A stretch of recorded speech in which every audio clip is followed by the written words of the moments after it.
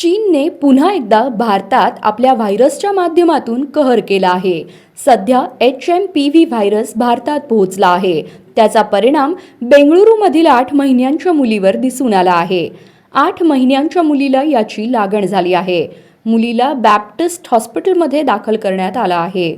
या प्रकरणात राज्याच्या आरोग्य विभागाचं म्हणणं आहे की त्यांनी अद्याप त्यांच्या प्रयोगशाळेत नमुन्याची चाचणी केलेली नाही.